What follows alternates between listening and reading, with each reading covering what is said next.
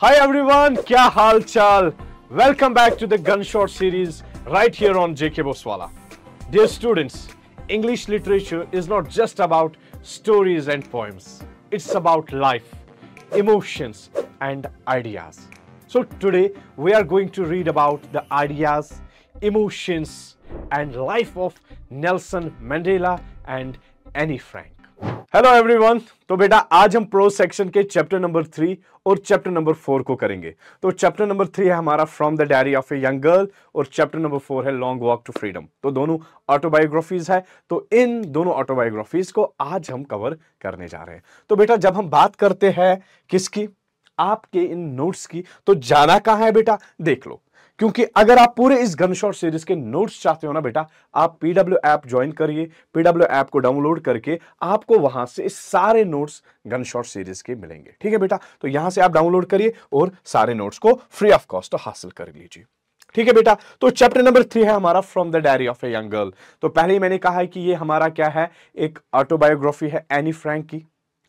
Anne Frank हमें इस chapter में क्या दिया जाता है एनी फ्रैंक के बारे में, तो ये पूरी डायरी हमें नहीं पढ़नी है, बट उस डायरी में से एक पार्ट हमें दिया गया है। तो इसीलिए चैप्टर का नाम क्या है, from the diary of a young girl. उस यंग गर्ल कौन है, एनी फ्रैंक। और एनी फ्रैंक की डायरी से हमें क्या दिया गया है, एक छोटा सा एक्सट्रैक्ट दिया गया है। बट जब हम बात करते हैं एनी फ्रैंक की, जो इस बायोग्राफिकल नोट में दिया गया है कि किस तरह जो एनी फ्रैंक थी एज यंग, वो एक ज्यूइश गर्ल है, और ज्यूइश गर्ल को at the time of Nazis rule, उस टाइम पे क्या हुआ था, हिटलर के दौर में क्या हुआ था, और किस तरह ज्यूज पर क्या हुआ था, बहुत ज्यादा हॉलोकॉस्ट, बहुत ज्यादा मास किलिंग्स हुए हैं, जिसमें एनी की भी फैमिली शिकार बन गई है और उनको भी कंसंट्रेशन कैंप में लिया गया। और जिस कंसंट्रेशन कैंप में उसकी बहन मार्गोट और उसके साथ साथ उसकी मदर की भी मौत हो जाती है, और फैमिली में सिर्फ उनका फादर बच जाता है और बाकी सब लोगों की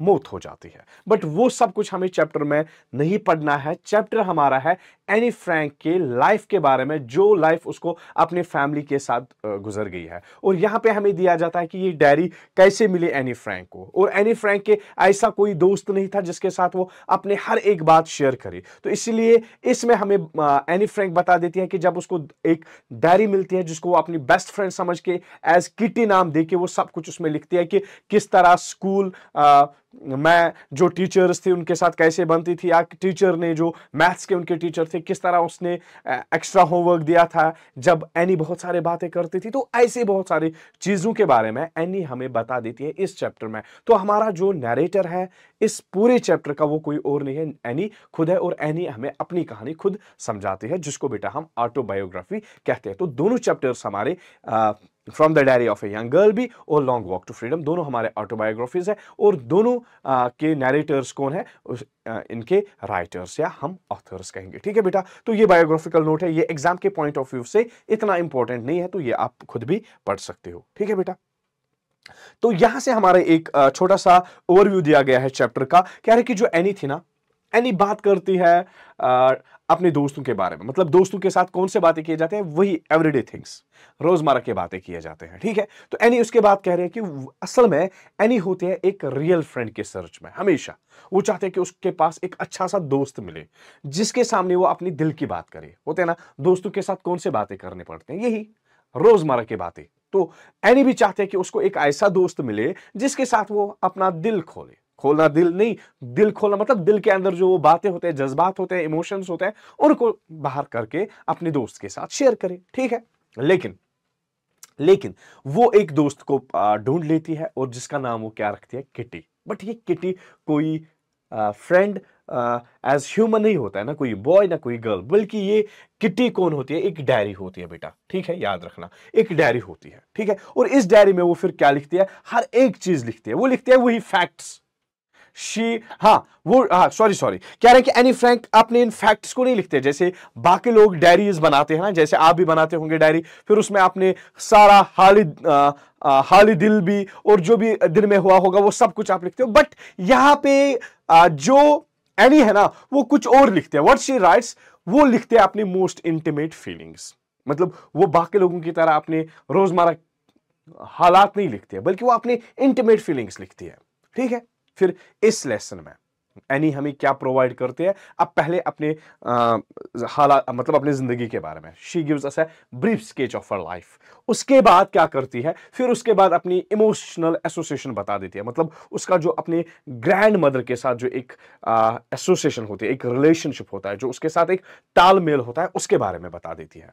उसके बाद वो हमें किसके बारे में बता देती है, अपनी क्लासरूम की पिक्चर पेश करती है एनी इस चैप्टर में। क्या बता देती है, उसका क्लासरूम की सिचुएशन कैसी होती है, जहां पे उनका एक मैथ्स के टीचर होते हैं और वो बहुत ज्यादा मतलब तंग आ जाता है एनी के शोर करने से, क्योंकि आधे बच्चे होते हैं ना ऐसे जो स्कूल में बहुत ज्यादा बकवास करते हैं, फिर टीचर तंग आ जाता है उनको, फिर पनिशमेंट भी कुछ देता है। लेकिन यहां पे एनी को कोई फिजिकल पनिशमेंट नहीं दिया जाता है, बल्कि वो उसको एज एक्स्ट्रा होमवर्क देता है कि आप एक ऐसे लिख लो।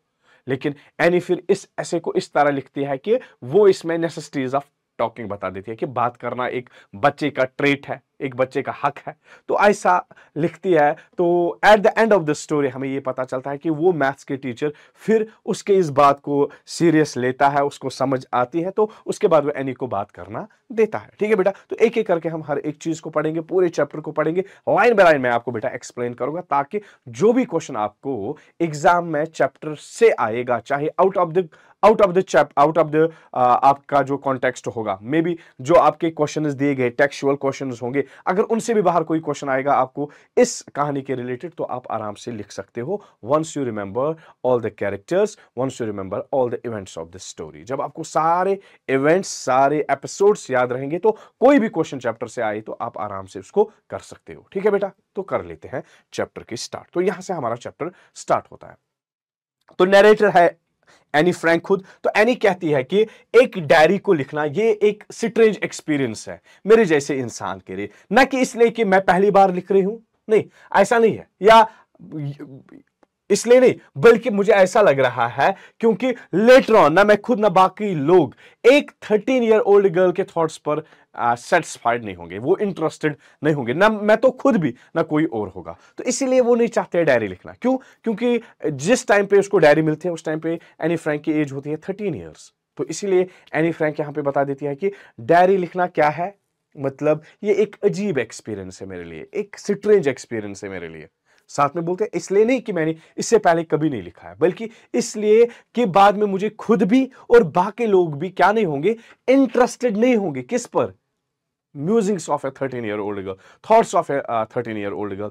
एक 13 ईयर ओल्ड गर्ल ने लिखा क्या होगा, लाइक दिस, सब लोग कहेंगे उसने लिखा क्या होगा, कोई इंटरेस्टेड नहीं होगा उसको पढ़ने के लिए। तो इसीलिए वो नहीं चाहती थी एक डायरी लिखना। फिर साथ में एनी फ्रैंक इसका भी सवाल देते हैं, जवाब देती है कि चलो इससे कोई फर्क नहीं पड़ता है, चाहे कोई पढ़े या ना पढ़े। अब मुझे फील है, मुझे लग रहा है कि मुझे इस टाइम पे एक डायरी लिखनी है, और इवन मुझे इसकी ग्रेटर नीड है इस टाइम पे, ताकि जो भी मेरे अंदर चीजें हैं, मतलब जो भी मेरे अंदर ये इमोशंस, फीलिंग्स है, ये जज्बात है, इनको मैं बाहर करना चाहती हूं, है ना। कोई दोस्त अगर होगा तो हर एक बात उससे शेयर करके अपने आप को हल्का करते हैं, बट यहां ऐसा कोई बेस्ट फ्रेंड है नहीं एनी का कि जिसके साथ वो हर एक बात करे। तो इसीलिए यहां पे बता रही है कि ये मेरे लिए एक ग्रेटर नीड है, ताकि जितने भी चीजें मेरे अंदर है ऑफ माई चेस्ट, माने जितने भी मेरे अंदर ये जज्बात छुपे हुए हैं, इन भावनाओं को मैं बाहर करना चाहती हूं, ताकि मैं ये शेयर करूं। तो इसीलिए आप डायरी लिख रहे हैं और उसी डायरी में ये सब कुछ लिख रही है। ठीक है बेटा, तो ये एक कारण है उसका डायरी लिखने का। फिर क्या बता रहे हैं, फिर ये एक बहुत ही खूबसूरत बात कहते हैं जो इस चैप्टर में दी गई है, और वो बता देते हैं कि जो पेपर है, paper has more patience than people. और इसमें बता देती है कि जो ये पेपर्स होते हैं, कागज जो होता है ना, इस कागज में क्या है, लोगों से ज्यादा सब्र है। मतलब क्या है इस बात का, मतलब यह है कि आप अगर लोगों को कुछ भी कहोगे ना, वो एक बार दो बार आपकी बात सुनेंगे ना, उसके बाद आपसे बहुत ज्यादा चिढ़ जाएंगे, तंग आ जाएंगे। बट पेपर को ऐसा कभी नहीं होगा, जो आप लिखोगे वो कभी तंग नहीं आएगा। तो इसीलिए वो कह रही है कि paper has more patience than people. ठीक है, और इस बारे में वो कब सोचते हैं, जब वो, हाँ, ये एक उन दिनों सोचते हैं जब वो बहुत ज्यादा डिप्रेस्ड फील करती है और अपने घर में बैठी हुई होती है और अपने हाथों में अपनी चिन लेते हुए बोर्ड एंड लिस्टलेस होते हैं, तो तब ये ख्याल उसको आता है। फिर यही सोच रही होती है कि क्या मैं घर में ही रहूं या बाहर जाऊं। हाँ, फिर फाइनली एनी उसी जगह पे बैठती है जहां पे वो होती है, और यही इसी बात पर सोचती है। किस बात पर ये बेटा सोचती है, इसी बात पर सोचती है। वेट, तो हम लगा देते हैं ये वाला कलर, या ये वाला कलर लगा देते हैं। हाँ, तो इसी बारे में सोचते हैं। किस बारे में? ये जो ये पॉइंट है इसका, ये paper has more patience, paper does have more patience, paper में ज्यादा पेशेंस है एज कंपेयर टू पीपल। फिर चूंकि वो क्या करते हैं, अब ये प्लान नहीं करते कि कोई इसकी इस स्टिफ बैक्ड नोटबुक को पढ़े, कोई ये नहीं चाहते कि कोई इस को पढ़े, ठीक है। फिर वो क्या करती है, जिसको बड़े खूबसूरत तरीके से क्या नाम देती है, एक डायरी का नाम देती है। कह रही कि अभी उसके बाद कह रही कि जब तक उसको एक अच्छा दोस्त ना मिलेगा तब तक वो क्या करेगी, उससे कोई फर्क नहीं पड़ेगा कि मतलब मैं डायरी बनाऊं या ना बनाऊं, मतलब कोई फर्क नहीं पड़ता है। फिर ये साथ में कह रहे कि चलो मैं वापस आती हूं अपने पॉइंट पर। किस बात पर? That prompted me to keep a diary, जिसने मुझे क्या किया है, मजबूर किया एक डायरी बनाने पर। वो क्या था कि मेरे पास कोई दोस्त नहीं था। I don't have a friend, मेरे पास कोई दोस्त नहीं है। That is the reason that I started to write a diary. वही एक वजह है मैंने डायरी लिखना स्टार्ट कर दिया। अदरवाइज मेरा कोई शौक नहीं है डायरी लिखने का, क्योंकि दोस्त अगर मेरे पास होता तो मैं डायरी नहीं बनाती। कह रही यही एक रीजन है। अब मैं आपको डायरेक्टली बात पे आती हूं। ये बात ये है कि मैंने ये डायरी लिखना इसलिए स्टार्ट करा है क्योंकि मेरे पास कोई दोस्त नहीं है। समझ आई बात बेटा? क्लियर हो गया? चलिए, फिर उसके बाद क्या बता देती है एनी, कह कि चलो मैं आपको और ज्यादा क्लियरली ये बात करूं, क्योंकि कोई भी ये बिलीव नहीं करेगा कि एक 13 ईयर ओल्ड गर्ल है, एक 13 ईयर ओल्ड गर्ल है जो इस दुनिया में कंप्लीटली अकेली है। हाँ, और साथ में कह रहे कि नहीं नहीं नहीं मैं अकेली नहीं हूं। पहले बता रही कि कोई भरोसा नहीं करेगा कि एक लड़की अकेली है इस दुनिया में। फिर साथ में ये भी जवाब दे रहे कि अरे मैं अकेली नहीं हूं, बल्कि मेरे पास लविंग पेरेंट्स है, 16 ईयर ओल्ड सिस्टर है, और उसके अलावा हम 30 पीपल ऐसे है जिनको मैं अपना दोस्त कह सकती हूं। फिर साथ में कह रहे कि मेरे पास फैमिली है, लविंग आर्ट्स है, अच्छा घर है। लेकिन फिर कह रहे कि लेकिन उस बरक्स एक चीज तो है कि मेरे पास तो हर एक चीज तो है, जाहिरी तौर पर तो हर एक चीज मेरे पास है सिवाय एक ट्रू फ्रेंड। सब कुछ है बट एक अच्छा दोस्त मेरे पास नहीं है। फिर क्या बता रहे, इस बारे में एक कब सोच रही थी? कह रही कि इस बारे में सोच रही कि जब वो दोस्तों के साथ होगी, एक अच्छा मस्ती का टाइम होता है तो दोस्तों के बारे में सोचती है। फिर साथ में क्या बोलती है, मैं तो सब कुछ अपने दोस्तों को नहीं बता सकती हूँ, मतलब सब कुछ, मतलब जो होता है मैं नहीं, बस ये ऑर्डिनरी थिंग्स, मतलब ये रोजमर्रा की बातें करना वो मिस करती है। फिर क्या बता रहे हैं, मुझे नहीं लगता है कि मतलब हम दोस्तों के साथ इतने भी क्लोज आ सकते हैं, और ये शायद मेरी ही प्रॉब्लम है, शायद ये मेरा ही फॉल्ट है। हाँ, कि हम एक दूसरे को सीक्रेट्स नहीं बता सकेंगे। इस केस में क्या हुआ है, मतलब ऐसी ये चीजें हुई है और अनफॉर्चुनेटली वो शायद चेंज भी नहीं हो सकते हैं। इसीलिए मैंने डायरी लिखना स्टार्ट कर दिया है। डायरी इसलिए स्टार्ट करना लिखा है कि कुछ चीजें ऐसे होते हैं जब आप, बेटा अगर कभी आपको मौका मिलेगा, क्योंकि मैंने पहले भी आपको कहा है, इंट्रो में ही मैंने आपको बोला है कि जो जिंदगी होती है ना, जो इंग्लिश लिटरेचर जब आप पढ़ते हो ना, इसमें क्या होता है कि आप लाइफ के बारे में जानते हो, इमोशंस के बारे में जानते हो। जब आप इस पूरे फ्रॉम द डायरी, इस डायरी को पढ़ते हो ना एनी फ्रैंक की, तो हमें उसकी जिंदगी के बारे में पता चलता है, इस इमोशंस के बारे में पता चलता है कि किस तरह के इमोशंस है जो वो दूसरों के साथ शेयर नहीं कर पाती है। दैट इज द रीजन कि अब उसको लग रहा है कि डायरी बनाना ही एक ऐसा मतलब एक जरिया है जिससे मैं अपने इमोशंस को बाहर कर सकती हूँ, जिससे मैं अपने इमोशंस को बाहर कर सकती हूँ और बयान कर सकती हूँ। तो ऐसा उसको कोई दोस्त नहीं मिलता है कि जिसके साथ वो अपने हर एक चीज को कन्फाइड करे, हर एक सीक्रेट को शेयर करे। उसको ऐसा कोई नहीं दिखता है। तो ये कह रहे कि शायद ये मेरी ही प्रॉब्लम है, यानी कह रहे कि शायद ये मेरी ही प्रॉब्लम है कि मैं बाकी लोगों के साथ मिलती जुलती नहीं हूं कि जहां पे मैं हर एक चीज को ओपन करूं। ठीक है बेटा, तो ये भी एक कारण है कि एनी फ्रैंक बता रही है कि मैंने डायरी बनाना स्टार्ट कर दिया है। ठीक है, उसके बाद कह रहे कि अब अपनी इस डायरी की इमेज को बढ़ाना, इस लॉन्ग एवेटेड फ्रेंड को अपनी इमेजिनेशन में, कह रहे कि मैं मतलब उन फैक्ट्स को नहीं लिख रही हूं इस डायरी में जिस तरह बाकी लोग करते हैं। मैंने ऐसा नहीं किया, बट मैं चाहती हूं कि मैं इस डायरी को अपना दोस्त मानूं, और मैं उसको क्या नाम देती हूं, किट्टी का नाम देती हूं। कह रहे कि कोई भी एक वर्ड भी नहीं समझेगा मेरी स्टोरीज में से, जो भी मैं किट्टी में लिखूंगा ना, कोई भी एक वर्ड भी नहीं समझ सकता है कि अगर मैं ऐसी जंप करती गई, मतलब अगर मैं ऐसी लिखती गई, कोई भी एक वर्ड भी नहीं समझेगा मेरी इस डायरी में। इसीलिए मैं क्या करूंगी, मैं आपको अपनी लाइफ का एक छोटा सा मुख्तसर स्केच दूं, अपने बारे में बताऊंगा जो मुझे बिल्कुल अच्छा नहीं लगता है बोलना, मतलब इवन वो मुझे अच्छा नहीं लगता है कि मैं आपको अपने बारे में कहूं, बट अगर मैं वो ना करूं तो आप एक भी बात मेरी डायरी से नहीं समझ पाओगे। इसलिए मुझे क्या करना पड़ेगा, एक ब्रीफ स्केच अपनी जिंदगी के बारे में देना पड़ेगा। ठीक है बेटा, फिर फिर क्या बता रही है कि जो मेरा फादर था, अब पहले अपने बाप के बारे में बता रहे, कह रहे कि जो मेरा फादर था ना वो एडोरेबल फादर था, बहुत प्यारे थे, बहुत प्यारा बाप था, ऐसा कभी मैंने नहीं देखा है ऐसा इंसान। हाँ, कह रहे कि उसने मेरी माँ से तब तक शादी नहीं की जब उसकी एज 36 आया और she was 25। That means when her father was 36 years और उसकी मदर 25 थी, कह रहे कि तब उनकी शादी हुई। फिर क्या बता रहा है, फिर उसके बाद उसकी बहन मार्गोट जो थी वो पैदा हुई, कहां पे, फ्रैंकफर्ट जर्मनी में, ठीक है, कब, 1926 में। फिर क्या बता रहे, फिर मैं पैदा हुई हूं 12 जून 1929 में। फिर क्या बता रहे, हम अच्छे से फ्रैंकफर्ट में रह रहे थे तब तक जब तक मेरी एज कितनी पहुंची है, 4 ईयर्स। तो याद रखना बेटा, कितनी एज बता रहा है ये, 4 ईयर्स की एज। तो यहां पे हम ये वाला कलर दे सकते हैं, ठीक है। तो ये बेटा आप याद रखोगे 4, हाँ, या मिट गया क्या, हाँ 4 आप याद रख लो। 4 इयर्स की एज थी। तो जब क्या हुआ था, जब ये अपनी फैमिली के साथ फ्रैंकफर्ट में रहे हैं, ठीक है, ये इंपॉर्टेंट पॉइंट है। फिर क्या बता रहा है, फिर उसके बाप जो होते हैं वो इमिग्रेट हो जाते हैं हॉलैंड में, ठीक है, कब, 1933 में।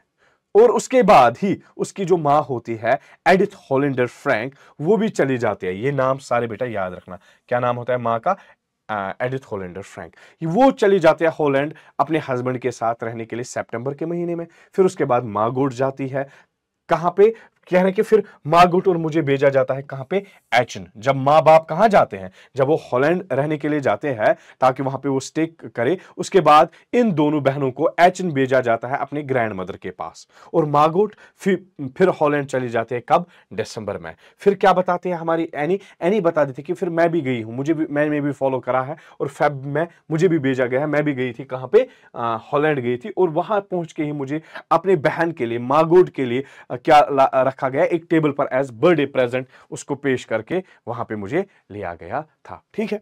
फिर क्या कि फिर वहां पहुंच के मैंने क्या किया है, एक मोंटेसरी नर्सरी स्कूल जाना स्टार्ट किया मैंने। कह रहे कि वहां पे मैं रही कब तक, जब मैं 6 इयर्स की हो गई है। और फिर उस टाइम से मैंने फिर वहां पे क्या किया था, 6 में मैंने अपना फर्स्ट फॉर्म स्टार्ट किया है। फिर 6th फॉर्म में जब मैं पहुंची हूं, मेरी टीचर जो वहां पे थी वो थी मिसेस क्यूप्रस, और जो हेडमिस्ट्रेस थी स्कूल की। कह रहे कि उसके बाद जब पूरा जो साल खत्म हो गया है, जब मतलब मेरा 6th फॉर्म हो गया है, फिर एक मतलब हमारे बीच में एक मतलब आंसू बहे, मतलब हम दोनों टीयर्स में आ गए थे जब एक हार्ट ब्रेकिंग फेयरवेल थी। दैट मींस अब उस स्कूल से उसको निकलना था। कह रहे कि फिर समर में क्या हुआ था, 1941 की बात करती है। कह रहे कि उस टाइम पे मेरी जो ग्रैंड मदर थी, एनी बता रही कि जो मेरी ग्रैंड मदर थी ना वो बीमार थी। 1941 की बात कर रही है। कह रही कि उसी में क्या हुआ था कि उसको ऑपरेशन भी करना पड़ा, जिसके वजह से, जिसके कारण उसका जो बर्थडे था वो लिटिल सेलिब्रेशन के साथ मनाया गया है। मतलब बर्थडे को अच्छे धूमधाम नहीं मनाया गया, बल्कि लिटिल सेलिब्रेशन के साथ बर्थडे को मनाया गया था, ठीक है।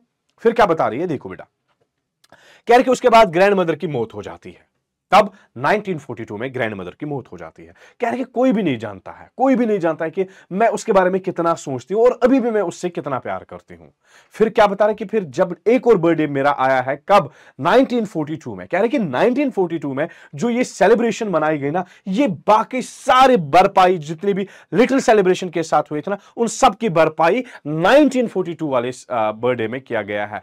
क्या था खास उस बर्थडे में, कह रहे कि उस बर्थडे में, 1942 वाले बर्थडे में, ग्रैंड मदर्स के नाम पे, ग्रैंड मदर के नाम पे जो कैंडल्स जलाए गए ना, उन सबको मेरे बर्थडे कैंडल्स के साथ एक साथ जलाया गया, ठीक है। तो यहां तक तो खूबसूरत कहानी बता रही है। फिर क्या बता रही है एनी, कह रही कि अब हम सब चार कौन है यहां पे, अभी तक तो ग्रैंड मदर भी थी, अब ग्रैंड मदर की डेथ हो जाती है, अब ये 4 फैमिली मेंबर्स बचते हैं, उनका बाप, मां और ये 2 बहनें। कह रहे कि अभी तक हम अभी बहुत अच्छे से रह रहे थे।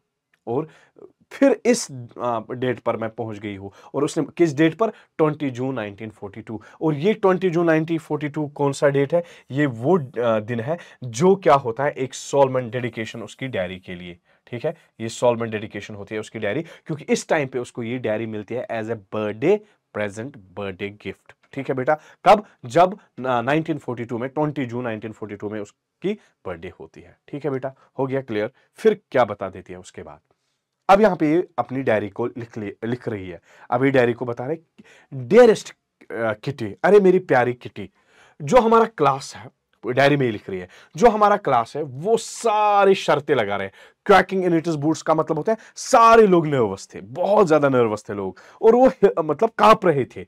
क्यों, वजह क्या था उनके इस नर्वसनेस का? कह रहे थे कि आने वाली एक मीटिंग थी टीचर्स की, जिसमें टीचर्स ये डिसाइड करेंगे कि किसको नेक्स्ट वाले फॉर्म में चढ़ाएंगे और किसको वापस रखा जाएगा। कह रहे कि अब एनी बता रहे कि जो हाफ ऑफ द क्लास था हमारा वो बेट्स लगा रहे थे, और उसके बाद ये बता रहे कि जीएन और मैं हम हंस रहे थे इन दो लड़कों पर, मतलब उनके इन बेवकूफी हरकत पर हम हंस रहे थे जो हमारे पीछे बैठे हुए थे। और कौन कौन था? सीएन एंड जैक्यूज। तो ये दो लड़के भी याद रखना बेटा। क्या बता रहे? ये सीएन एंड जैक्यूज, ये उन्होंने दाव लगाई थी, बेट्स लगाए थे, और वो एक दूसरे को यही बता रहे थे। उन्होंने पूरी जो एंटायर हॉलिडे सेविंग्स उन्होंने बचा के रखी थी ना, वो दाव पर लगाई थी। किस बात पर? सुबह से शाम तक वो यही बता रहे थे एक दूसरे को, अरे आप पास होने जा रहे हो, दूसरा बोल रहा था नहीं मैं नहीं जाऊंगा, दूसरा कह रहा है नहीं आप हो जाओगे, वो कह रहा है कि नहीं हो जाऊंगा। तो इसी तरह ये सुबह शाम यही बातें करते रहते थे। फिर नहीं बता रहे कि मेरी जो दोस्त थी उसने बहुत कोशिश की, रिक्वेस्ट की उनको चुप कराने की, और मैंने भी बहुत ज्यादा गुस्से में आके उनसे बात की है, लेकिन मेरा गुस्सा और मेरे दोस्त जीज की रिक्वेस्ट कुछ भी नहीं चला। हाँ, फिर एनी साथ में बोल रहे कि अगर आप मुझे कहोगे ना, इफ यू आस्क मी, अगर आप मुझे कहोगे ना, half of the quarter of the class को उसी क्लास में रखा जाएगा। इतने डमीज थे वहां पे, स्टूपिड बच्चे वहां पे पढ़ रहे थे। ठीक है, फिर क्या बता रहे हैं? लेकिन क्या ही कह सकते हैं, जो ये टीचर्स है ना, ये सबसे अनप्रिडिक्टेबल क्रिएचर्स है। इन पर भरोसा नहीं है, ये अनप्रिडिक्टेबल है, इन पर कोई प्रिडिक्शन नहीं लगा सकते कि क्या करेंगे, कैसा होगा, तो पता नहीं है कि क्या होगा। ठीक है, फिर एनी बता रहे कि I am not worried about my girlfriends, मैं अपने दोस्तों के बारे में परवाह नहीं कर रही हूं, मैं उनके बारे में वरीड नहीं हूं। हाँ ठीक है, कह रहे कि हम तो पास कर लेंगे।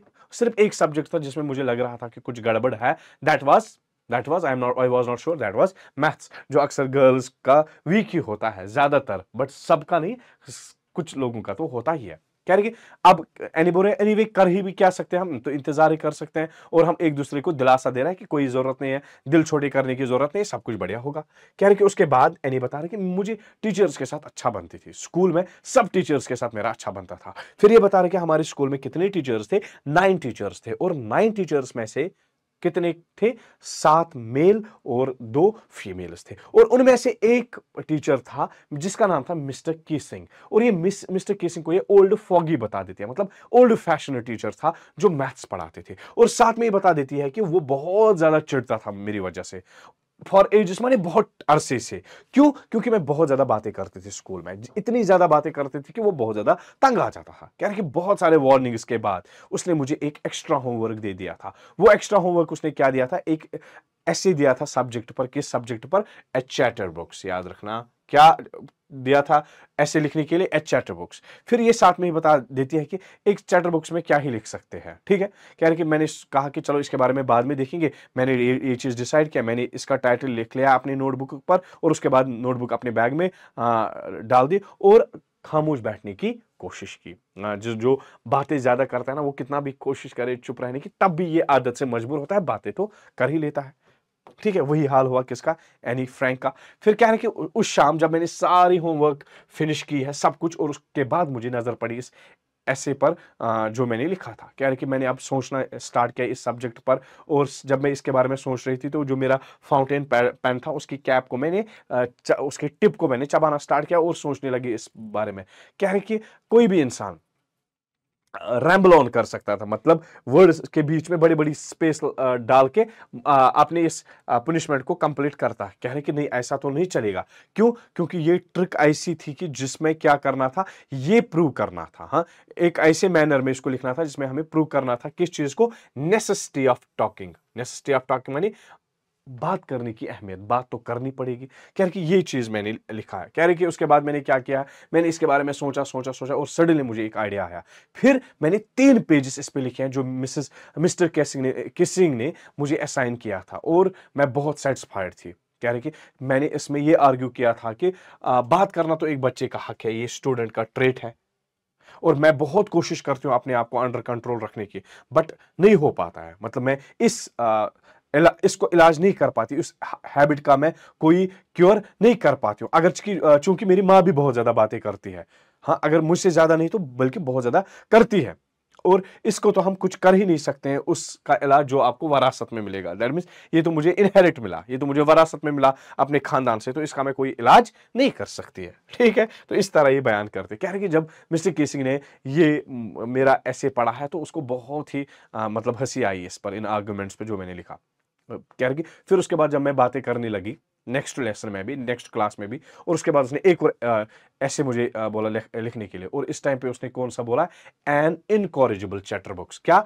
इनकॉरिजिबल चैटरबॉक्स, मतलब जो जो कंट्रोल नहीं होगी।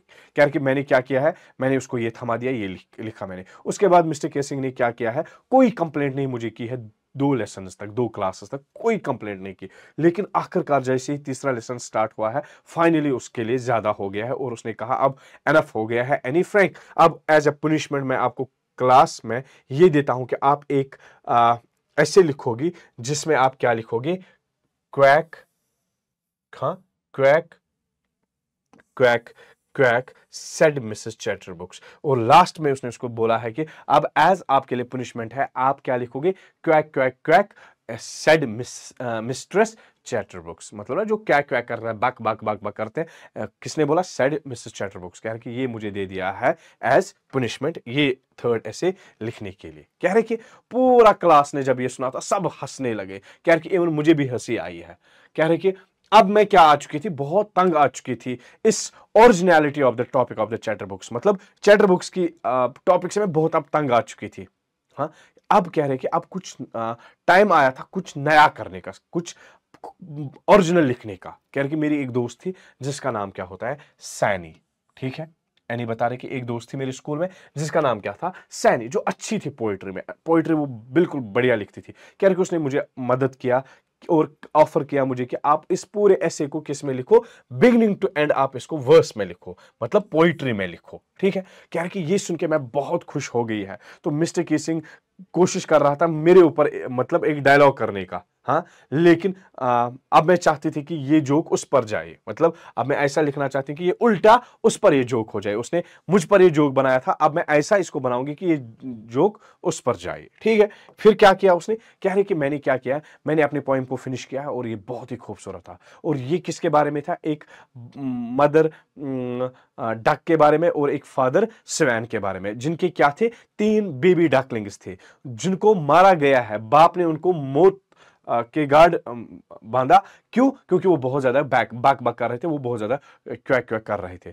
लेकिन मिस्टर केसिंग ने इस जोक को राइट वे में ले लिया है। और जब उसने ये पोएम पढ़ा था, क्लास में पढ़ा और अपने कमेंट्स इसमें ऐड किए, उसके बाद और भी क्लासेस में ये पोएम सुनाई है। कह रहे कि उस दिन से फिर उसने मुझे अलाउ करा बात करना और कभी भी कोई भी एक्स्ट्रा होमवर्क नहीं दिया। और उस बरक्स और उस अपोजिट मिस्टर केसिंग भी अब क्या करता था, जोक्स बोला करता था, कहाँ, क्लास में। और इस तरह ये लास्ट में एंड करते हैं ये बात को, कह रहे हैं अपने डायरी को, योर एनी। और ये पार्ट लिया गया है किससे, इस from the diary of a young girl से। आई होप मेरी जान यहां तक आपको पूरा ये चैप्टर समझ आया होगा। और अब कोई भी क्वेश्चन आपको इस चैप्टर के रिलेटेड पूछा जाएगा तो आई डोंट थिंक कि आप कहीं पे भी अटक जाओगे। You will not stuck anywhere. आप हर एक क्वेश्चन को बड़े मजे से जवाब दे सकते हो। क्लियर है बेटा? एनी डाउट तो मुझे कमेंट सेक्शन में जरूर बता देना।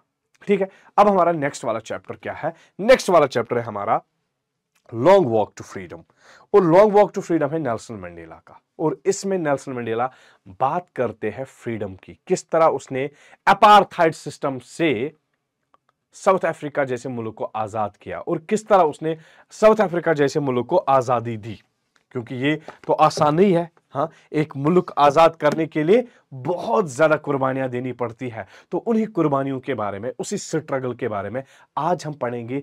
और नरेट करेगा खुद, क्योंकि ये भी ऑटोबायोग्राफी है, खुद कौन, नेल्सन मंडेला। ठीक है बेटा, नेल्सन मंडेला हमें बता देगा इस पूरे कहानी में किसके बारे में, आजादी, किसकी आजादी, साउथ अफ्रीकन आजादी, किस तरह उस अपार्थाइड सिस्टम से उसने साउथ अफ्रीका को आजाद किया और एक डेमोक्रेटिक नेशन बना दे दिया है। ठीक है मेरी जान, तो करते हैं क्लास की शुरुआत। तो ये है छोटा सा बायोग्राफिकल नोट किसका, नेल्सन मंडेला का।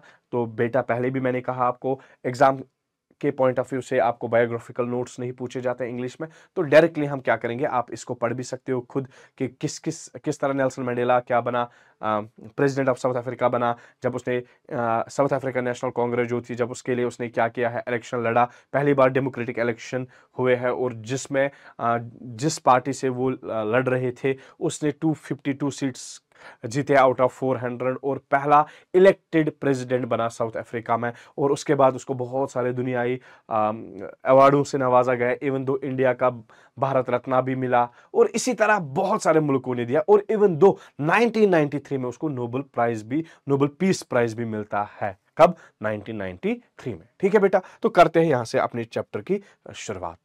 तो नेल्सन मंडेला हमें बता देता है पहले अपार्थाइड सिस्टम की। अपार्थाइड क्या है? जब लोगों को डिस्क्रिमिनेट किया जाता है, किस बुनियाद पर? उनका रंग और रूप, जात, मजहब देख के जब एक इंसान को अलहाइदगी की जाती है, जब उसको छीने जाते हैं, उसको अलग किया जाता है ना, एक ऐसे सिस्टम को हम अपार्थाइड कहते हैं। तो यही अपार्थाइड सिस्टम चल रहा था, ये एक डिस्क्रिमिनेशन था, ये एक सेपरेशन था। लोगों को किस बुनियाद पर उनको सेपरेट किया जाता था? On the basis of race, caste and colour. और जो अपार्थाइड था ना, ये लीगलाइज किया था किन्होंने? जो अफ्रीका के ये गोरे लोग थे ना, उन्होंने इसको लीगलाइज किया था और क्या बनाया था? एक टूल ऑफ कॉलोनियल इंपेरियलिज्म। उन्होंने उसको एक टूल बनाया था अपने लोगों पर जुल्म करने का। ठीक है, और जो ये एक्सट्रैक्ट निकाला गया है, जो ये एक्सट्रैक्ट हम पढ़ने जा रहे हैं ना, ये नेल्सन मंडेला की जो ऑटोबायोग्राफिकल नॉवल है जिसका नाम ही है लॉन्ग वॉक टू फ्रीडम, उसी में से ये निकाला गया है। ठीक है बेटा, और साथ में आपको याद रखना है, पहली तो किताब तो पता ही है, चैप्टर का भी नाम यही है और बुक का भी नाम यही है जिसे ये एक्सट्रैक्ट लिया गया है। और इस चैप्टर में बात करते हैं नेल्सन मंडेला किस चीज की? फ्रीडम एंड ऑपरेशन की, आजादी और जुल्म की। आजादी हर एक इंसान का हक है। तो क्या बता रहा है नेल्सन मंडेला? नेल्सन मंडेला इस अपार्थाइड सिस्टम को क्या नाम देता है? An extra ordinary human disaster. वो कहता है कि जो ये अपार्थाइड सिस्टम है ना, ये एक मतलब एक्स्ट्रा ऑर्डिनरी ह्यूमन डिजास्टर है। मतलब ये इंसानियत का क्या है? मतलब इंसानियत का एक डिजास्टर है, इंसानियत पर एक बहुत बड़ा अलमिया है, इंसानियत पर एक बहुत बड़ी आफत है। क्या? ये अपार्थाइड सिस्टम। क्यों? क्योंकि और साथ में बोलता है कि आजादी क्या है? It's a glorious human achievement. मतलब ये एक खूबसूरत मतलब एक इंसानियत की जीत है। कौन? ये फ्रीडम ग्लोरियस ह्यूमन अचीवमेंट, शानदार एक इंसानियत की जीत है। ठीक है, और इस लेसन में वो अपने व्यूज सामने लाता है, पेश करता है किसके बारे में? Oppressor and oppression. ये दो वर्ड्स है, ओप्रेसर एंड ओप्रेशन। ओप्रेसर माने जालिम, ओप्रेशन माने जुल्म। ठीक है, और नेल्सन मंडेला ये भी कहता है कि जो फ्रीडम है, फ्रीडम एक सिग्नल है, ये बुनियाद है किस चीज की? ह्यूमन डिग्निटी की, इंसानी शिनाख्त की। ये बेस है, बुनियाद है। इंसान की शिनाख्त तब होगी जब वो आजाद होगा। इंसान शिनासी तब हम कहेंगे कि जब वो आजाद होगा।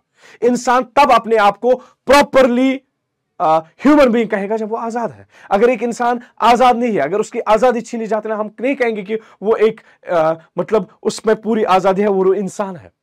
वो तब इंसान हम कहेंगे जब वो आजाद हो, हर एक चीज की आजादी हो। ठीक है, फिर उसके बाद वो क्या कहता है नेल्सन मंडेला? कह रहा है कि ओप्रेशन, मतलब जो ये जुल्म कर रहा है ना, ये बहुत बड़ी अजाब है। ये एक क्या है? ये एक टॉर्मेंटर है, ये एक बहुत बड़ी अजाब है। जो ये जुल्म करना क्या करता है? ये डेसिमेट करता है, खत्म करता है, मिटा देता है किस चीज को? Identity and dignity of races. ये मतलब अलग अलग नस्लों की क्या मिटा देता है? उनकी शिनाख्त मिटा देता है ये जुल्म जब हम किसी इंसान पर करते हैं, और उसे एक रेस की आइडेंटिटी, उनकी पहचान, उनकी शऊर, उनकी खुसूसियात, उनकी डिग्निटी खत्म हो जाती है। और वो सोचता है, कौन?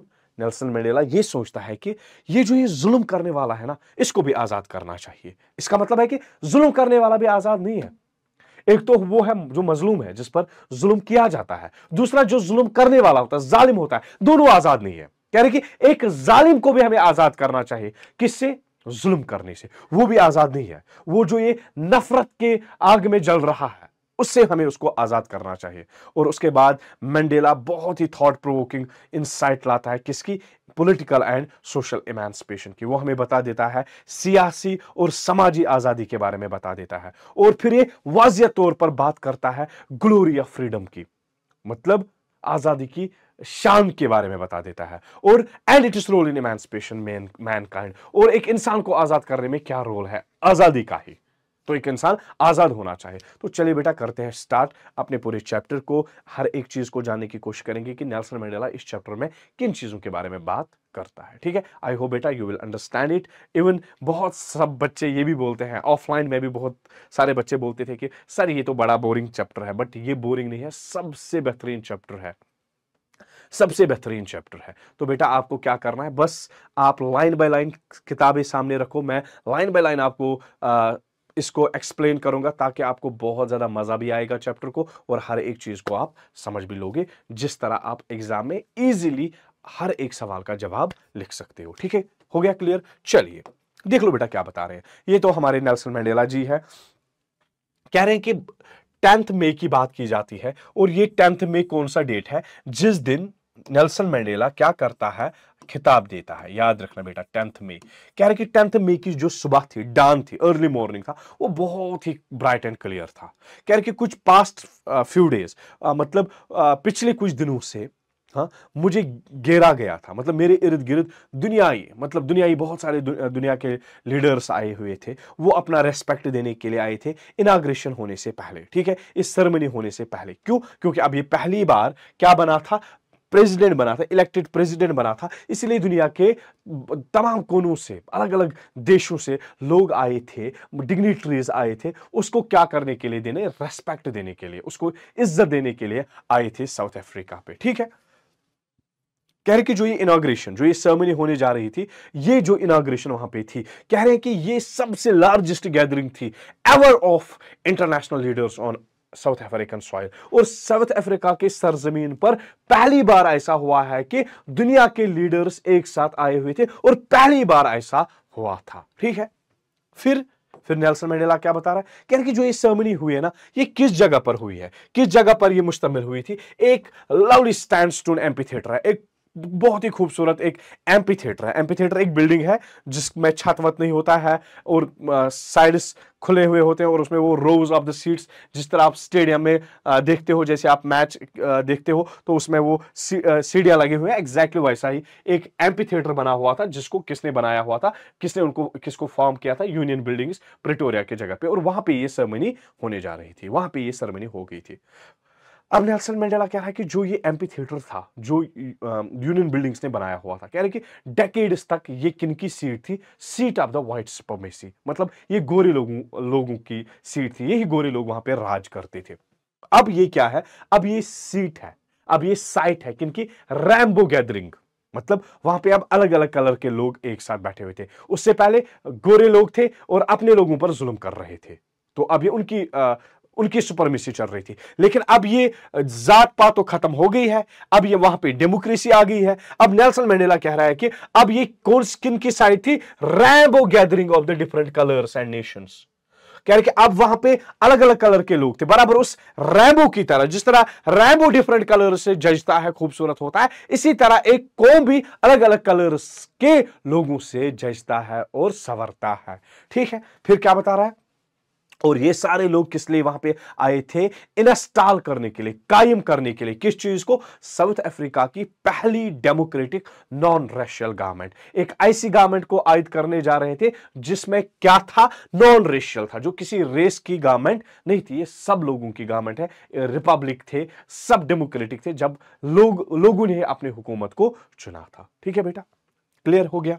फिर उसके बाद क्या बता देते हैं, कह रहे कि इस ऑटम डे, अभी बोला 10 में, अब यहां पे है ऑटम डे की बात कह रहे हैं कि अब इस ऑटम डे में, अब ये ऑटम क्यों बोला गया है, पहली बात है कि साउथ अफ्रीका साउदर्न हेमिस्फीयर में पड़ता है, और दूसरा वजह आप ये भी बोल सकते हो बेटा कि ऑटम इसलिए है कि उनको अपनी मेहनत के फल मिले हैं। जिस तरह एक किसान समर्स में क्या कर देता है, अपने ये बीज बो देता है और उसके बाद ऑटम में इनके फल काट लेता है, एग्जैक्टली यहां पे भी ये ऑटम ही है साउथ अफ्रीका के लिए, क्योंकि उनको आजादी मिली है। कह रहे कि इस ऑटम डे पर क्या हुआ था, मेरे साथ मेरी बेटी जिनानी थी, और पोडियम पर, स्टेज पर कौन था, मिस्टर डी क्लर्क, और उसने ओथ लिया, ओथ मैंने कसम ले लिया, शपथ ले लिया, और क्या बना वो, उसने शपथ लिया एज सेकंड डिप्टी प्रेसिडेंट, और उसके बाद थैबो एम्बेकी, उसने भी शपथ ली एज फर्स्ट डिप्टी प्रेसिडेंट। फिर कह रहा है नेल्सन मंडेला, फिर मेरी टर्न थी और मैंने भी वादा किया था। क्या वादा किया? कि मैं भी ओबे करूंगा और हमेशा अपहोल्ड करूंगा किसको? कॉन्स्टिट्यूशन को। और मैंने यह भी वादा किया कि मैं अपने आप को डिवोट करूंगा, वक्फ करूंगा किसके लिए? बेहतरी। किस बेहतरी के लिए? रिपब्लिक के लिए और उनके लोगों के लिए। मतलब मैंने वादा किया वहां पे अपने आप को डिवोट करूंगा wellbeing of the Republic and it is people. कह कि जितने भी वहां पे असेंबल्ड गेस्ट्स थे और वॉचिंग वर्ल्ड था, जितना भी दुनिया देख रहा था through multimedia, through this telecommunication, मैंने इन सब से एक बात कही। मैंने उन सब असेंबल्ड गेस्ट्स को कहा, क्या कहा? आई सेड, मैंने कहा, क्या बोला मैंने? आज जब सारे लोग यहां पे हम मौजूद हैं, हम क्या देते हैं? एक नई उम्मीद पैदा करते हैं, एक नई लिबर्टी को जन्म देते हैं।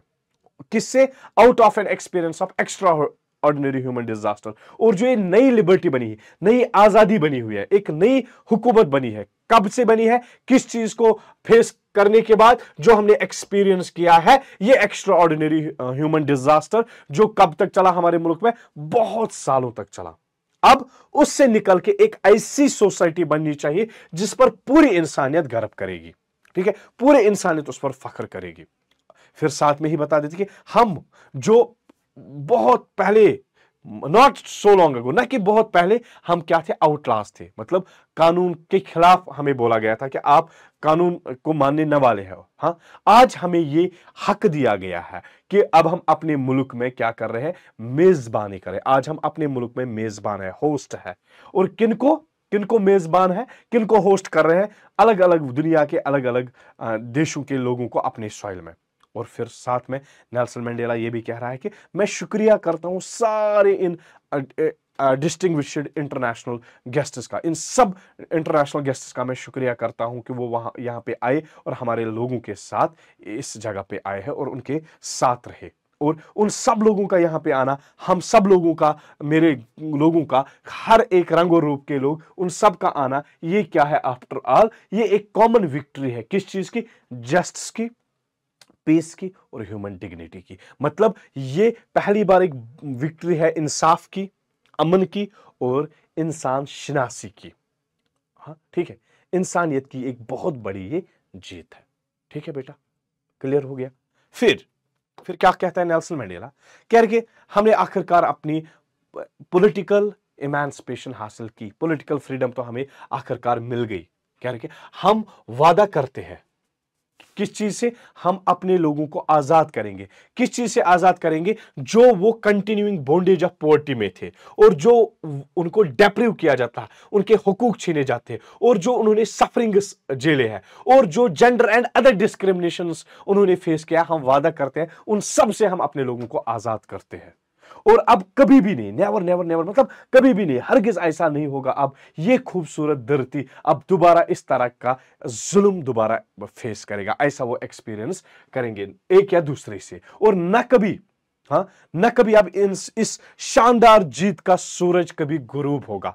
अब यहां पे साउथ अफ्रीका में सूरज चमक रहा है। कौन सा सूरज? कामयाबी का सूरज, खुशहाली का सूरज। कह रहे कि अब साउथ अफ्रीका के जमीन पर यह खुशहाली का सूरज, इस कामयाबी का सूरज कभी गुरूब नहीं होगा। ठीक है, फिर साथ में क्या बोला? चलो अब आजादी को हुकूमत करने दो और मेहरबान रहे गॉड, मेहरबान रहे किस पर? साउथ अफ्रीका पर। ठीक है, फिर कह रहे कि कुछ मोमेंट के बाद ही, अभी तो एमपी थिएटर पे ये सारे बात हो रही है, ये तो सेरेमनी चल रही है। कह रहे कुछ मोमेंट के बाद हम हैरानगी में, हमने सब लोगों ने क्या किया था? हमने ऊपर देखा है। वी लिफ्टेड आवर आइज, हमने अपनी आंखें ऊपर की ओर किया है। जैसे हमने हैरानगी में ऊपर की ओर देखा है, वहां पे हमने साउथ अफ्रीकन जेट्स की एक कतार देखी है, हेलीकॉप्टर्स की एक कतार देखी है और ट्रूप्स थे और बहुत सारे सिपाहियां थे और ऊपर से इस यूनियन बिल्डिंग के ऊपर से वो बहुत शोर कर रहे थे।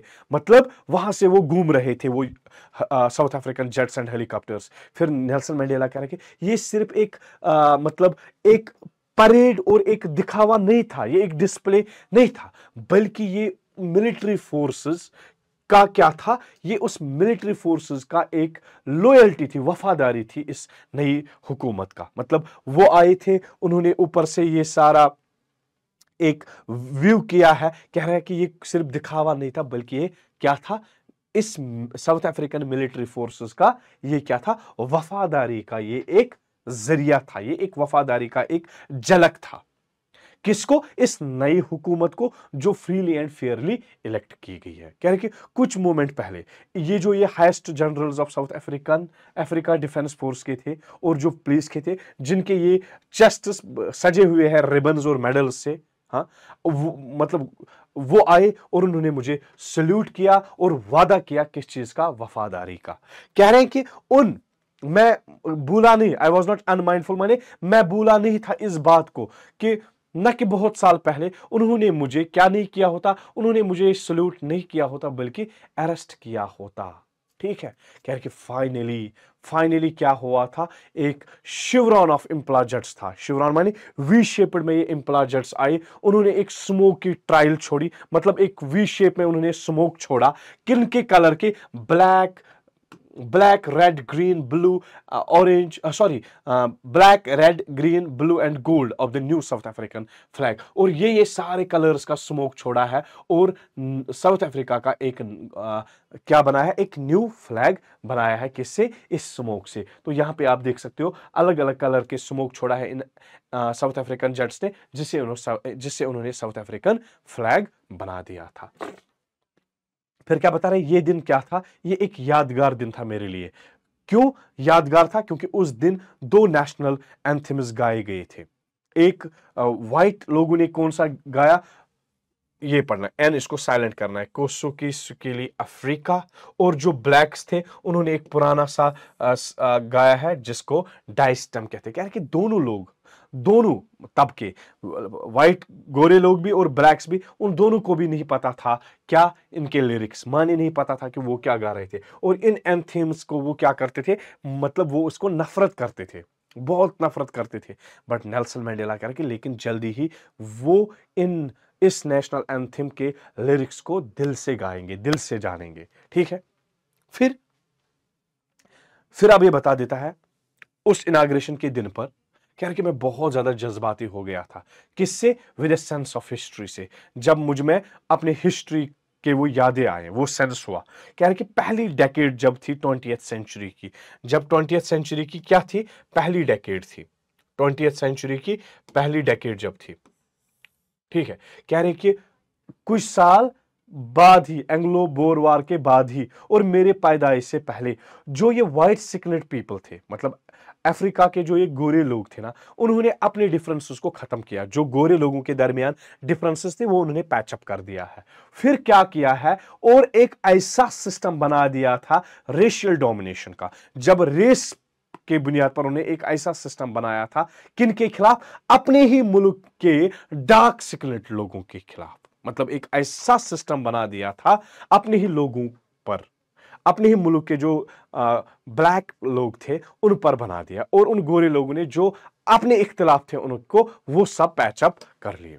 कह रहे हैं कि उन गोरे लोगों ने ऐसा स्ट्रक्चर क्रिएट किया है, इतना हार्स्ट, इतना सख्त और इतना इनह्यूमन था कि दुनिया ने वैसा कभी नहीं देखा। उतना सख्त और बहुत ही मैं ऐसा कहूं कि जहां पे इंसानियत बिल्कुल भी नहीं था, ऐसा उन्होंने सिस्टम क्रिएट किया था। किन्होंने, इन गोरे लोगों ने अपने ही मुल्क में और अपने ही लोगों के खिलाफ।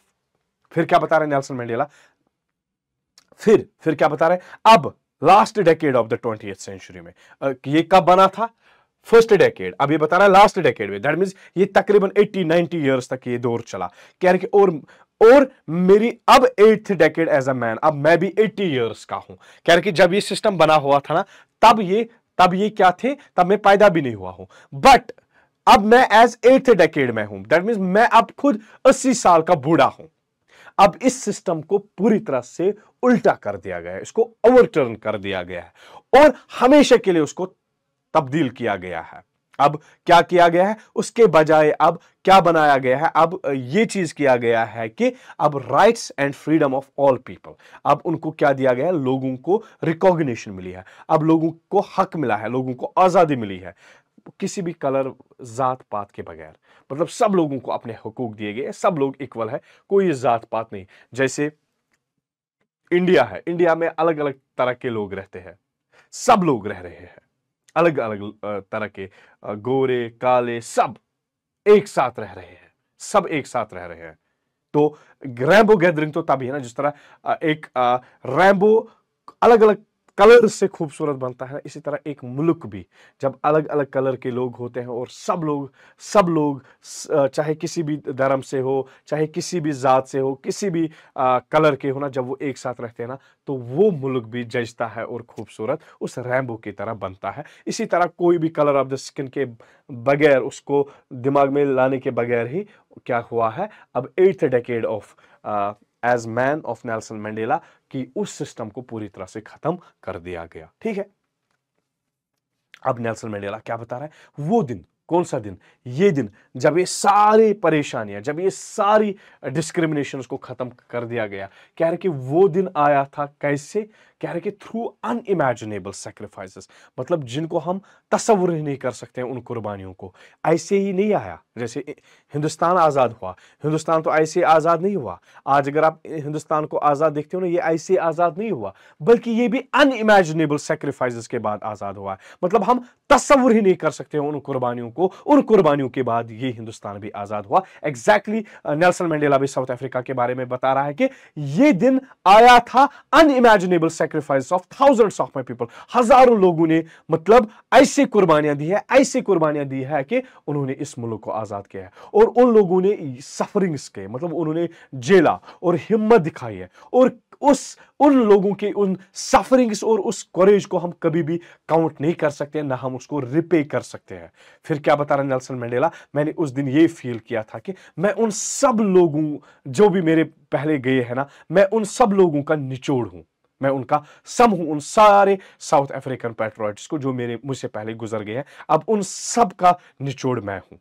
कह रहे कि जो लाइन उन्होंने स्टार्ट की थी वो उनसे एंड हो गई है, लेकिन मुझसे अब स्टार्ट हो गई है, दोबारा मुझसे अब स्टार्ट हो गई है। अब कहने का गर्ज क्या है, मतलब जो तहरीक उन्होंने चलाई थी वो तहरीक उनसे खत्म हो गई है, बट मैंने दोबारा इस तहरीक को चलाया है। फिर उसके बाद क्या बता रहा है, और साथ समझ लो, बहुत ही खूबसूरत बात कह रहे हैं। कह रहे कि मैं बहुत पैनिक हूं, मैं पेन में हूं। क्यों मैं पेन हूं, क्योंकि मैं उन लोगों को शुक्रिया नहीं कर पाया हूं।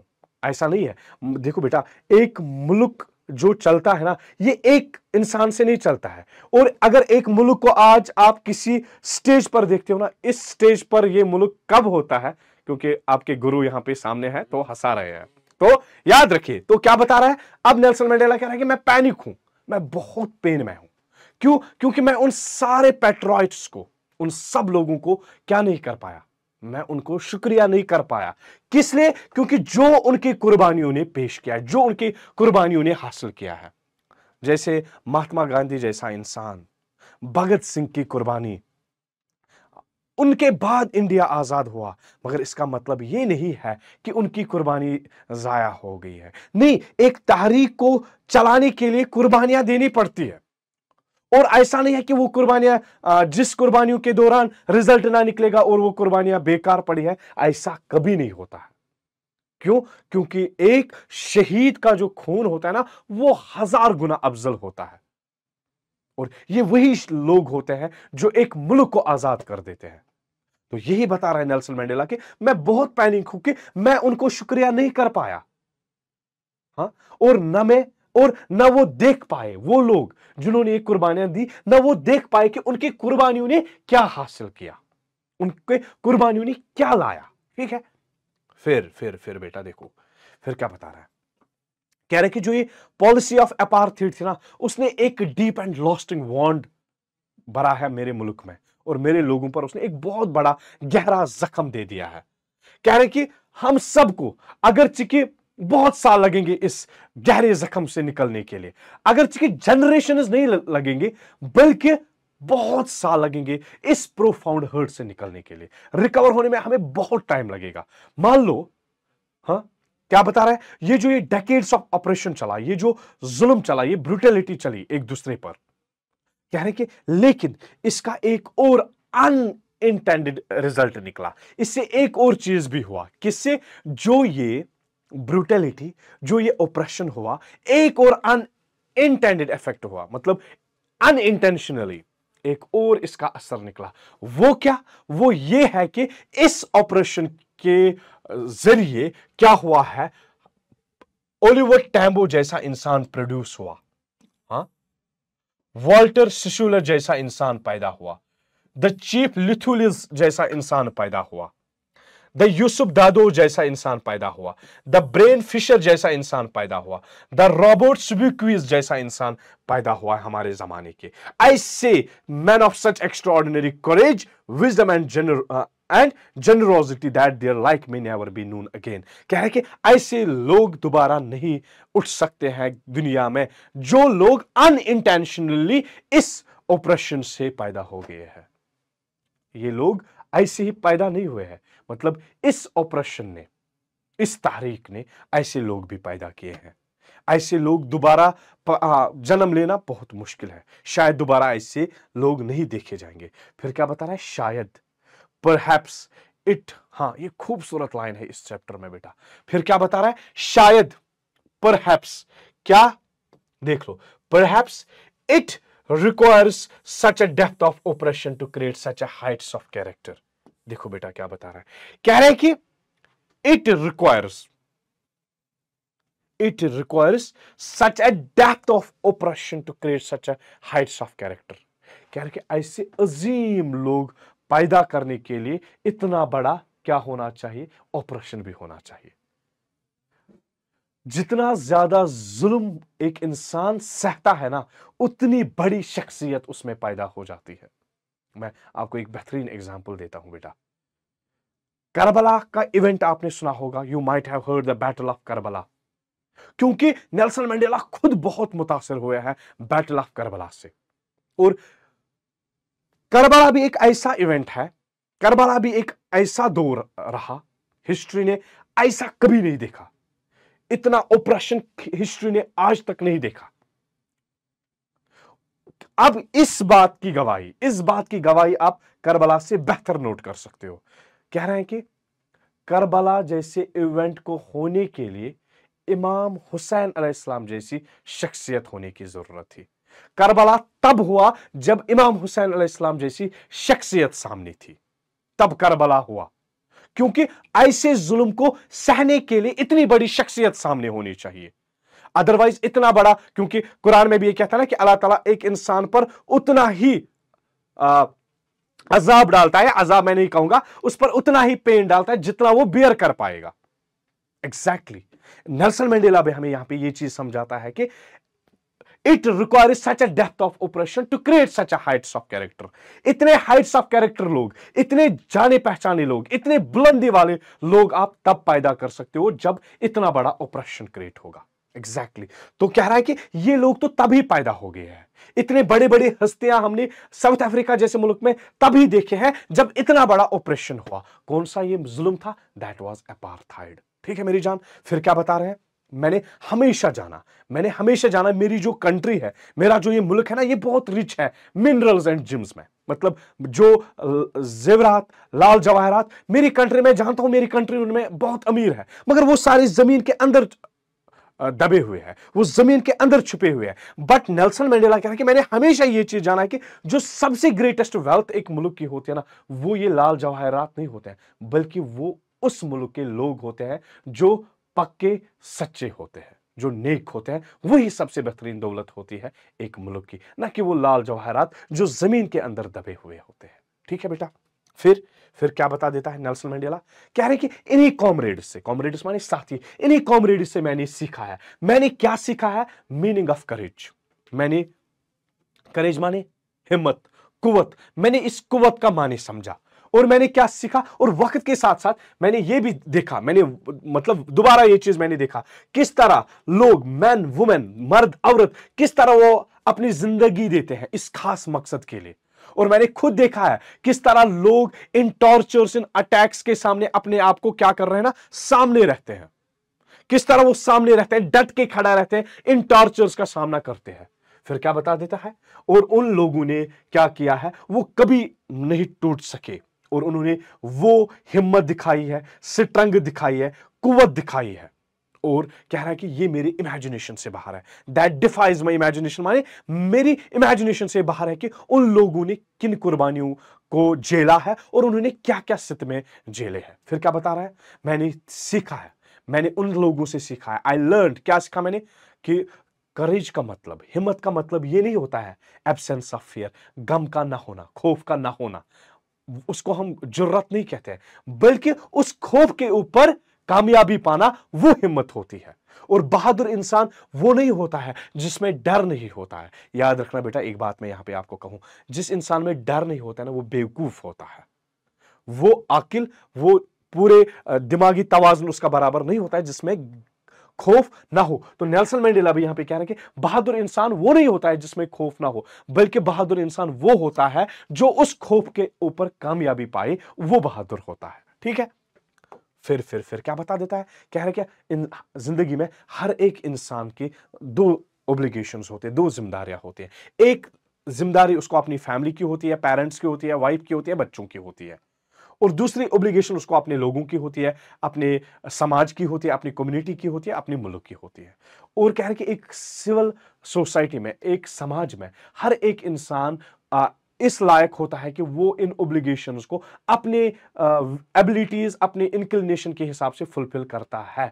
लेकिन साउथ अफ्रीका जैसे मुल्क में इम्पॉसिबल है एक इंसान के लिए जो मेरे जैसे जन्म लिए हुए, मेरा जैसा रंग और रूप रखने वाला, वो इंसान इन ऑब्लिगेशंस को फुलफिल करेगा। कह रहे कि साउथ अफ्रीका में एक ऐसा इंसान, मेरा जैसा रंग और रूप रखने वाला, अगर वो अटेम्प्ट करे, अगर वो कोशिश करे क्या रहने की, एक ह्यूमन बीइंग इंसान, मतलब एक सिंपल ह्यूमन बीइंग रहने की कोशिश करेंगे ना, उसको पनिशमेंट दिया जाता है और घर से आइसोलेट किया जाता है, अलग किया जाता है।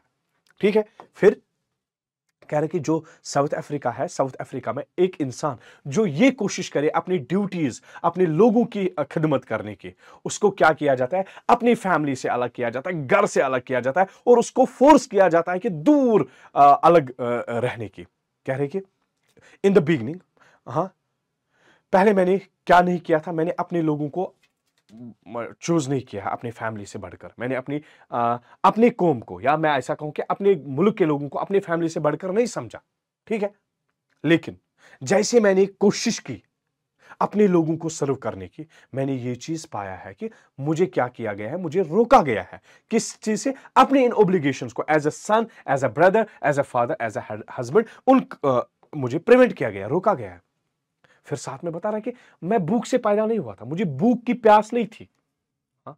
मुझे इस चीज की परेशानी नहीं थी, मैं आजादी नहीं चाहता था, किससे, भूख से मैं आजादी नहीं चाहता था, मैं पैदा हुआ आजाद, मैं आजाद पैदा हुआ था, हर तरह की आजादी थी, मैं मतलब हर तरह घूमता फिरता, हर तरह, और अपने माँ के उस झोंपड़ी के सामने मैं भी खुले मैदान में भी घूम सकता था, और अपने गांव से जो एक नहर बह रही थी, एक नदी बह रही थी, वहां उसमें तैरने की आजादी थी, और इस सूरज की इन सितारों की इस रोशनी के नीचे ये बुट्टे जो बना रहे हैं ना आप, मकाई, उसको बोने की आजादी थी। ठीक है, सब कुछ आजादी थी मुझे, और इन बड़े बड़े इन बेलों के पीछे उन पर सवार होने की आजादी थी, हर तरह की आजादी थी। कह रहे कि जब तक मैं अपने बाप और अपने कस्टम्स के, मतलब मेरे ट्राइब के जो कस्टम्स थे, जब तक मैं उनको फॉलो करता था ना, कोई भी मतलब neither by the laws of the man और गॉड, कोई भी परेशानी नहीं थी, मतलब मैं हर तरह आजाद था, कोई तकलीफ मुझ पर नहीं थी। कह रहे कि लेकिन ये तब हुआ जब मैंने ये चीज सीखा कि जो ये मेरी बॉयहुड फ्रीडम थी ना, ये एक इल्यूजन था। जो मुझे लग रहा था ना ये बॉयहुड फ्रीडम, ये एक धोखा था, ये कोई आजादी नहीं थी।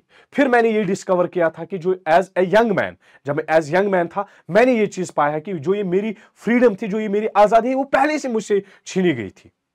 फिर मुझे इस आजादी की भूख लगने लगी, फिर मुझे इसकी भूख लगी। पहले एज ए स्टूडेंट जब मैं था, मैं चाहता था किस तरह की आजादी, अपने लिए, फ्रीडम फॉर माई सेल्फ, जैसे यही आर्जी आजादी मैं चाहता था, शाम के टाइम निकलूं, रात के टाइम बाहर रहूं, वो पढ़ूं जो मेरा दिल करे, वहां जाऊं जो जहां मेरा दिल चाहे।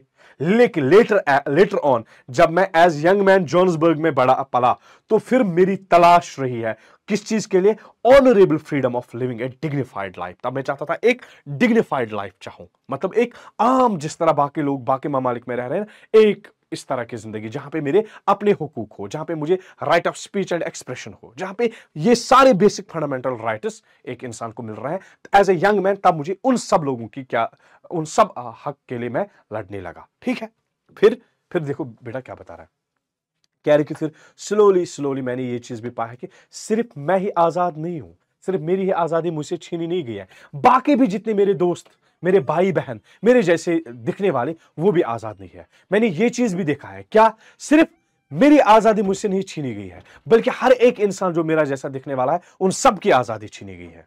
फिर उस टाइम पे मैंने ज्वाइन किया है अफ्रीका नेशनल कांग्रेस, और उस टाइम पे मेरी जो अपनी आजादी क्या बनी, वो greater hunger for the freedom of my people, फिर वो मेरी भूख अपने लोगों की आजादी की भूख बनी। ठीक है, फिर क्या हुआ, ये जो डिजायर था किस चीज का, the freedom of my people to live their lives with dignity and self respect, that animated my life. फिर जो मेरे अंदर ये डिजायर होने लगा कि मेरे लोग आजाद रहने चाहिए, वो बड़ी शान और शौकत में रहने चाहिए, उनको सेल्फ रेस्पेक्ट मिलनी चाहिए ना, उस चीज से मेरी जिंदगी तब्दील हो गई है। और उसी ने एक फ्राइटनेड यंग मैन को तब्दील करा किसमें, एक बोल्ड वन में।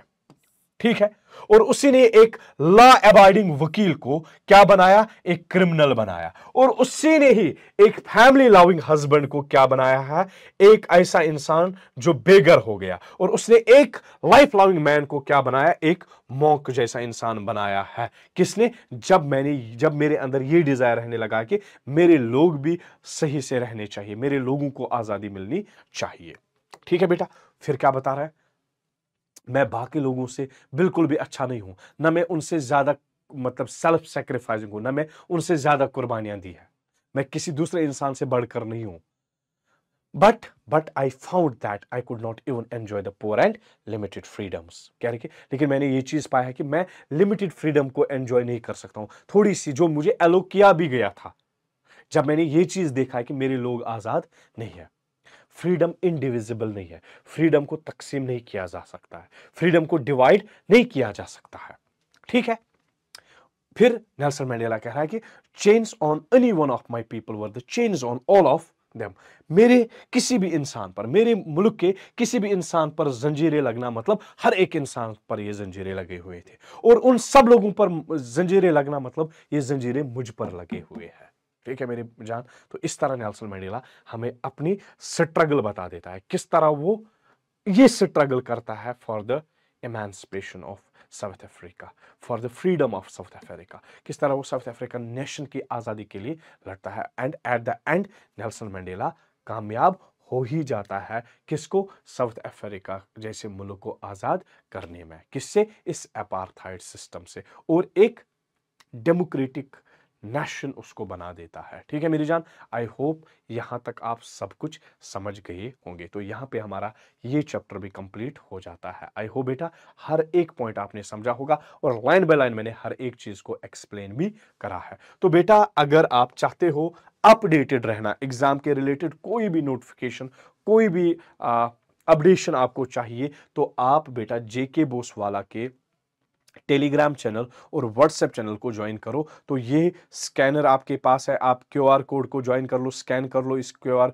कोड को, और अपने इन दोनों जेके बॉस वाला टेलीग्राम और व्हाट्सएप चैनल को ज्वाइन कर लो। ठीक है बेटा, आई होप यहां तक आप सब कुछ समझ गए हो, सब कुछ आपने बेहतर तरीके से समझा होगा। अब नेक्स्ट वाली क्लास में मैं आपको और जो बचे हमारे प्रोज हैं उनको पढ़ाऊंगा। Till then wish you all the best, have a good luck and thank you so much.